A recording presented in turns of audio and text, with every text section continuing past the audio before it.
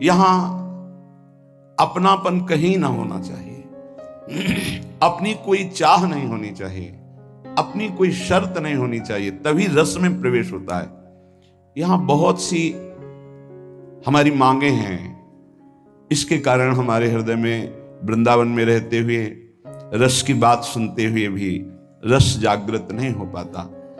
बहुत काल इसीलिए लग जाता है इन कामनाओं का नाश करने में। सच्ची मानिए, यदि विवेक पूर्वक आश्रित हो जाओ तो ये कामनाएं भी नष्ट हो जाएंगी, क्योंकि ऐसा घेरा कृपा सिंधु प्रभु कर देंगे कि आप विषय सेवन कर ही नहीं पाएंगे। जैसे छोटा बच्चा संसार की किसी वस्तु को चाहने लगता है तो मां उसको झटक देती है, उसको भय दिखाती, नहीं ये नहीं खाना, ये नहीं देखना। ऐसे मेरे प्रभु हैं। हम लोगों का स्वभाव उनके ज्ञान समुद्र के आगे छोटे बच्चे जैसा है। जैसे बच्चे खिलौनों में आकर्षित होते हैं, ऐसे माया के रचे हुए विविध खिलौनों में पूरा का पूरा जीवन बर्बाद कर देते हैं। कोई बड़े भाग्यशाली होते हैं जो इन खिलौनों से खेलना बंद करके रोना शुरू कर देते हैं कि अब मुझे खेल नहीं, अब मुझे अपनी मां की गोद चाहिए। वो बच्चा जैसे रोता है, ऐसे रुरुदु सुस्वरम राजन कृष्ण दर्शन लालसा।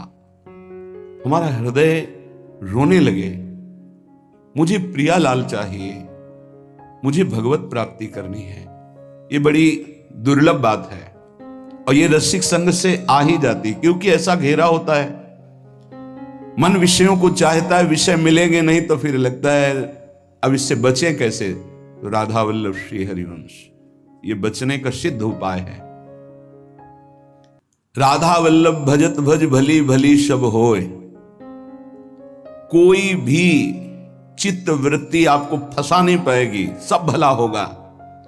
होए विषय विषनाश, होए वृंदावन बस गति, होए सुदृढ़ सत्संग, होए रस रीति अगाधा, होए सुजस जग प्रगट, होए पद प्रीति सुराधा। राधा वल्लभ राधा वल्लभ राधा वल्लभ ये स्वयं जपो, और जिनके मुख से निकलता है उनकी चरणों में प्रणाम करो, उनकी चरण धूलि माथे पे धारण करो। होए विषय विषनाश, ये जो विषय रूपी विष हमारे हृदय में फैल रहा है इसका नाश हो जाएगा। सिद्ध औषधि है। जासु नाम भव भेषज, इस संसार रूपी महान फसाव से बचाकर सच्चिदानंद में स्थित करने की सिद्ध ये पद्धति है। मुख में नाम, हृदय में ध्यान।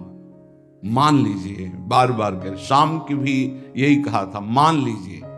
होए विषय विषनाश, होए वृंदावन बस गति, होए सुदृढ़ सत्संग, होए रस रीति अगाधा, होए सुजस जग प्रगट, होए पद प्रीति सुराधा। सब कुछ इसी से प्राप्त हो जाएगा। श्रीपाद प्रबोधानंद जी महाराज कह रहे हैं, यदि आपको रसिकों का संग मिल गया है, वृंदावन वास मिल गया है, तो दोष दर्शन मत करना। क्यों? यहां अगर हमें दोष दिखाई दे रहा तभी तो हम दोष दर्शन करते हैं। तो कह रहे हैं, वृंदावनस्थे स्वपियेत्र दोषा नारोपयन्ति स्थिर जंगमेषु आनंदमूर्ति स्वपराधीनस् ते श्री राधिका माधवयो कथम स्युः। जो श्री जी की कृपा से वृंदावन आया, वृंदावन धाम में भले 1-2 दिन ही वास किया, उसको चाहिए कि अपनी दृष्टि बचावे, या जो अखंड वृंदावन वास कर रहा है, किसी भी प्राणी में दोष दर्शन यहां मत करना, क्योंकि सब राधा कृपा कटाक्ष से पूरित हैं। ये अभी उनमें दोष दिखाई दे रहा है, लेकिन वो दोषी नहीं होंगे, वो प्रियालाल को प्राप्त होंगे। आप ये विचार कीजिए कि प्रियालाल की कृपा से इनको वृंदावन वास मिला है, इनकी किसी साधना से नहीं मिला है। तो हो सकता है इनमें कोई असाधन हो, इनमें कोई त्रुटि हो, इनका स्वभाव कुछ बिगड़ रहा हो, पर महारानी जी ने पास कर दिया, इन्हें अपने महल में रख दिया, तो हम इन्हें प्रणाम करते हैं। हम इनके दोष दर्शन नहीं करेंगे। बोले यदि दोष दर्शन किया तो तो बोले दोष दर्शन यदि किया वृंदावन वासियों के प्रति, वैष्णवों के प्रति, तो राधा माधव कभी आप पर प्रसन्न नहीं हो सकते। फिर जीवन का लाभ क्या रहा? श्री राधिका माधवयो कथम शिव, वो आपसे कैसे प्रसन्न हो सकते हैं? उनके द्वारा स्वीकार किए हुए नीच जनों पर आप दोष दर्शन करें। नहीं, दोषी हैं तो कहते रहे कि हो सकता है उसमें दोष हो, पर वो रहेगा नहीं, उसका दोष नष्ट हो जाएगा, क्योंकि प्रियालाल ने स्वीकार किया है। इसीलिए गीता में श्री भगवान जी ने कहा है अपिचेत सुदुराचारो भजते माम अनन्य भाग साधुर समंतव्य सम्यक व्यवसिता है सा। वो सांगोपांग दुराचार पापाचार करता रहा है, उसके मन में एक बात आ गई कि मैं बहुत पापी हूं, सत्संग सुनकर या जैसे भी, मेरा उद्धार तो सिर्फ भगवान की करुणा से हो सकता है, और उसने अंदर से भगवान का आश्रय ले लिया। अब उसे तुम पापी नहीं कह सकते हो।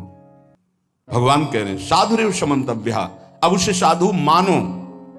साधु को साधु मानने के लिए कभी आज्ञा नहीं दी गई। वो साधु नहीं है, वो पाप आचरण करने वाला पापी रहा है, दुराचारी रहा है, पर उसने भगवान का आश्रय ले लिया है। अब भगवान कह रहे हैं करो सद्य ते साधु समाना, मैं साधु बनाऊंगा। अब वो साम दाम और दंड भेद से सीधे रास्ते लाऊं, नकली से बनाऊं असली, भगत मेरे मुकुटमणि। भगवान की विशुद्ध कृपा होती है। ये अनंत जन्मों के ऐसे दुर्वासनाएं परत की परत छुपी हुई कि साधन भजन करते हुए भी वो निकलती रहती हैं। अगर जरा संग हो जाए